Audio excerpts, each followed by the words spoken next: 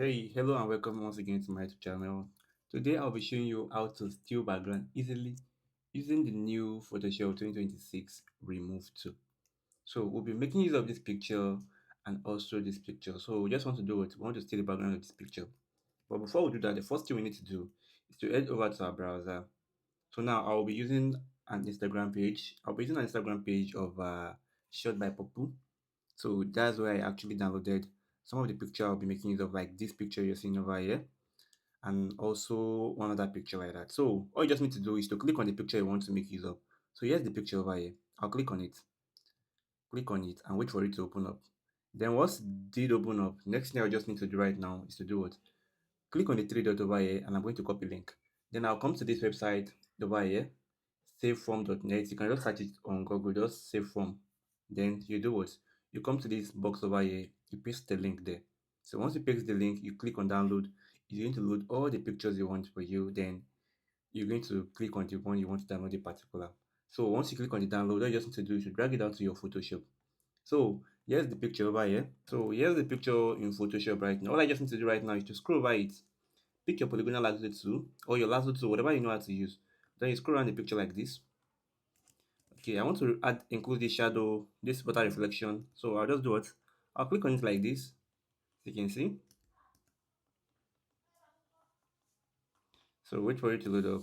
And I'm going to meet up where I start up. The next thing I just need to do is just to click on the remove. I just have to sit back and wait for it to load up for me. And boom. Do you see what it did for us? I did not use generative fill over here. All I just did was remove two. And it's going to fill it up with the perfect fit possible. And we're good to go. Yes, the layer is actually added for us. Look at it. It removed the subject for us perfectly. Now let's check another picture now and see if it's going to give us the exact same result like the first one. So I'll click on this picture also. I'll do the same thing here. I'm going to scroll around the picture like this. I'm going to scroll around it like this. You can see right now.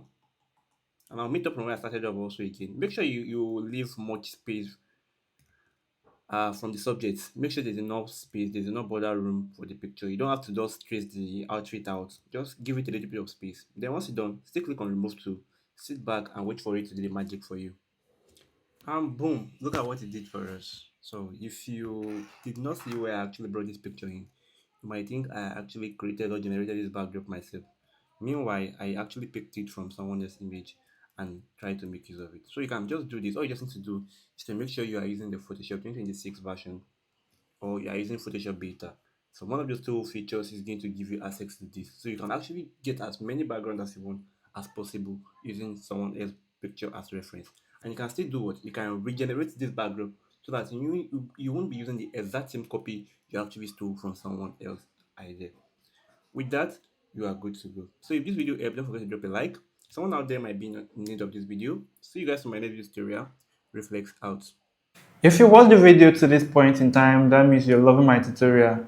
So the only thing you can do to support me right now is just to click on the subscribe button and also drop a like. And you also have a question, you can also drop a comment.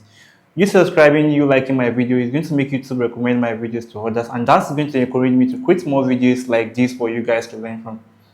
And note, I will also be dropping so many files that you guys can download for free, files you need to be getting for premium. Each like counts, each subscription counts.